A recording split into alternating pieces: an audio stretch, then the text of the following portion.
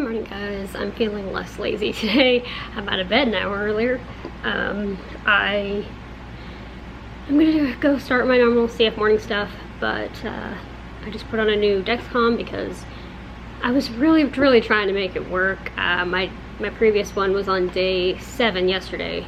What today would have been day 8 because it was supposed to last till June 10th, and it was giving me grief all day long. So I kept calibrating and it finally seemed like it fixed itself around like 9 o'clock last night, and then it just went right back to what it was doing. And so I was planning on probably changing it today anyway, but I had to change it a little earlier than usual because it just flat out died at like 4 a.m. so I didn't really have a choice. So I just put a new one on and hopefully it'll be okay. I was tired and just wanted to get it over with, so I didn't realize I have like when I was a baby I had some of my intestines removed and my appendix removed, and so I have like a long scar on the left side of my stomach. It's kind of like an indentation. Anyway, I always put it right below the scar, like so none of the tape is touching it, so it's not bending. Well, I put some of the tape on top of the scar, so while the Dexcom wire itself is where it should be, the tape is kind of lopsided, so hopefully it'll stick. I mean, it's sticking for now because it's brand new, but hopefully I won't have issues with it trying to peel up, and I have a feeling I probably will, but we'll see what happens. My last one surprisingly didn't ever need an overpatch. Usually I need an overpatch. My last one never got loose, and it was actually hard to remove, so let's hope the same for this one. But yeah, so today, a couple of things I need to do. I need to clean Bolt's tank. Need to go out and get some test strips because I used a trillion of them yesterday.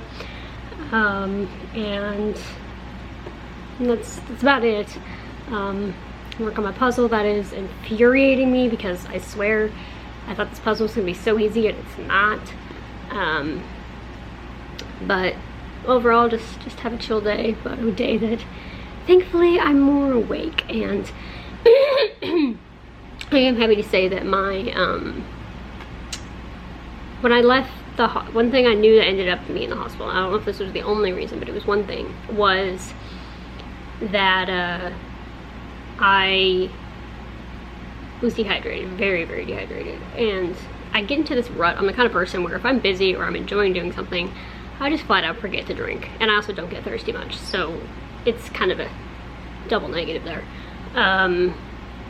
So one thing that kind of when I left the hospital, because my doctor told me I needed to drink more to get my blood pressure up, was it felt kind of overwhelming because I don't get thirsty and I don't really remember to drink. And so I was like, I don't know if I'm gonna fall back into my old patterns. I don't want to, but we'll see. I'm happy to report that 2 days, it's just been, well, 2.5 days if you count Sunday afternoon, things have been going well. I've been meeting my drinking goals for the most part. I didn't quite meet it yesterday, but I was close. And yeah, I'm very happy that it is not as hard as I thought it would be, because the thing is, I would always, this is stupid, but this is the truth, I would always carry a water bottle around with me or a Gatorade around with me, but I would forget to drink it. So yeah, it didn't help me much. It was just giving me company.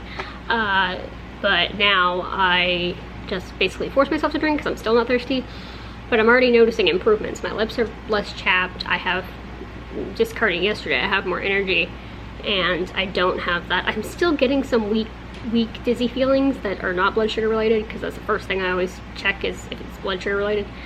So my doctor did tell me to get the doctor told me to get a blood pressure monitor. If they're not super expensive, I'm going to get one just to keep an eye on that. Kind of see if there's a correlation there, and that could explain it, and then if that's it, then just lay down for a while. But yeah, I'm also happy to report that I had a headache for, well, I'm not happy to report this, but I had a headache for 5 days. Like, it started with the migraine, then it went away, then it came back the next night as a migraine again, then it came back as a regular headache, and it continued as a regular headache for like 5 days on and off.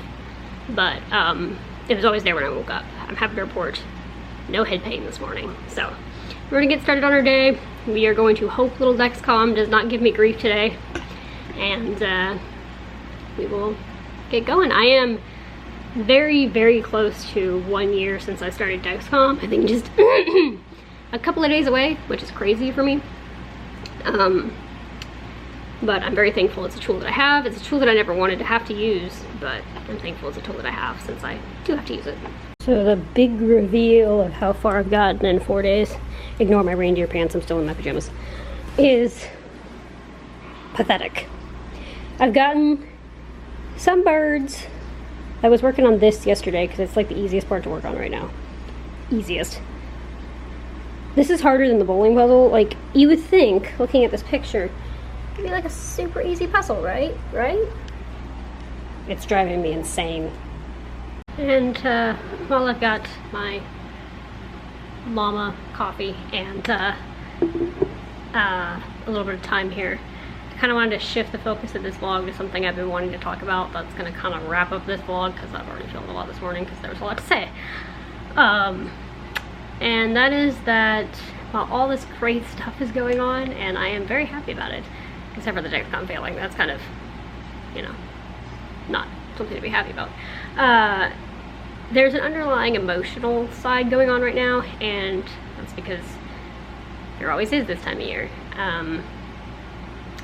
So I've noticed in myself that over the years, grief kind of changes form, and it morphs into something else.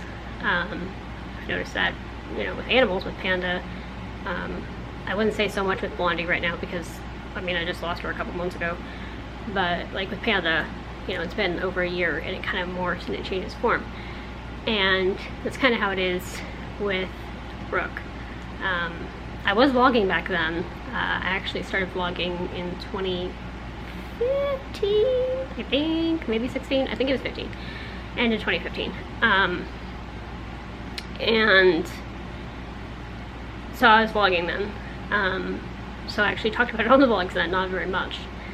But, not at this time, but June 15th, 2018, so 4 years ago now, almost, my best friend, Brooke, passed away from cystic fibrosis, and we were very close. You know, we shared a lot in common. Obviously we shared CF, but I kind of wrote a post yesterday about some of the things we shared, like writing NaNoWriMo, writing novels. We actually both wrote a novel together in 2017. We both loved horses. I remember one time when Blaze was colicking, she stayed on FaceTime with me until the owner got home to keep me company while I was walking the horse. Coffee break.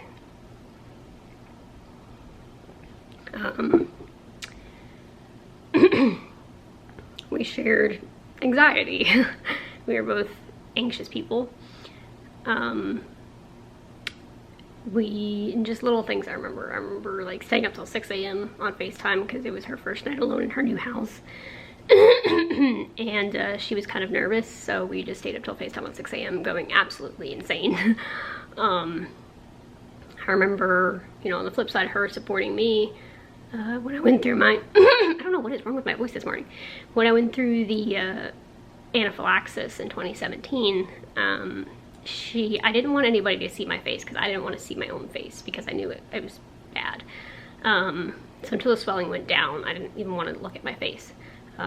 So she would FaceTime or phone call, either way, and talk to me while I was texting her back because I couldn't talk. But it was just nice to have her there and just keep me out of my own head because at that point I was having trouble breathing. And you know, we did goofier things. We tried MREs together on FaceTime. We just a lot of little moments that I will never forget. And as I put into grief changes form, I am thankful that after she first passed away, the only thing I could remember was the last 6 months of her life, which was just sad to watch. And as the 4 years have gone on, I remember all the good things. I remember all the really crazy, weird, you know, mentally weird, just goofball things we did together.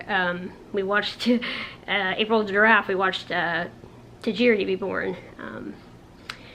We actually had a pact. We were like, we're gonna wake each other up if one of us is asleep and we see this giraffe. And he was born at like 6 a.m. I forget the day, April something.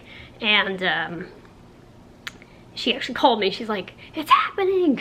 So yeah, that was us being insane. But this time of year, a lot of the times now, I can either not think about it constantly, which sounds terrible, but it's a good thing, or just when I think of her, I kind of smile at these little snippets of fun we had. But when this time of year rolls around, it can get hard, because this was the time of year that we started realizing there wasn't going to be another miracle. There have been miracles upon miracles for her to live as long as she did, and there wasn't going to be another one.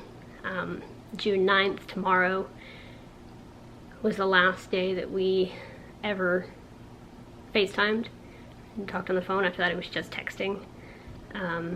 June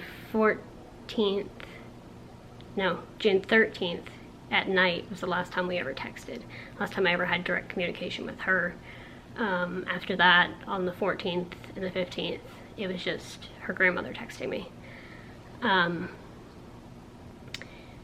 So it's a hard thing because it brings up hard emotions that even if you're not thinking about it constantly, or consciously, it brings up those emotions of having to say goodbye to somebody you love. And for me, as much as it brings up tears, it also brings up anxiety.